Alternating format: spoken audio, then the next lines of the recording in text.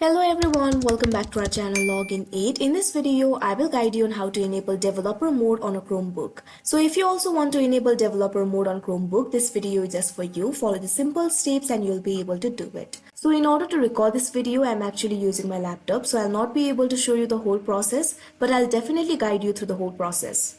When considering activating developer mode on your Chromebook, it's crucial to be aware of the potential impact this decision might have on your device's warranty.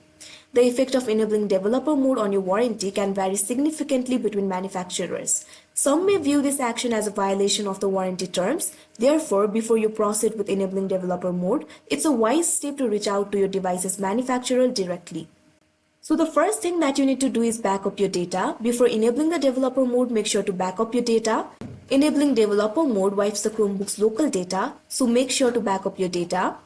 After that, you'll have to enter the recovery mode. With the Chromebook turned off, press and hold the ESC plus refresh keys, then press the power button. Keep holding the first two keys until you see a recovery message. After that, you'll have to activate developer mode. In order to activate the developer mode, all you have to do is press Ctrl+D on the recovery screen.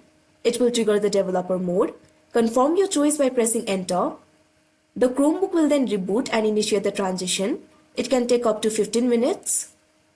After the process completes, you'll need to set up your Chromebook again. Note that every boot will display a warning screen. Press Ctrl+D or wait 30 seconds to bypass it. After that, developer mode will be enabled on your Chromebook. So that is how you enable developer mode on Chromebook. I hope you found this video helpful. Thank you for watching. Make sure to like, share and subscribe to our channel.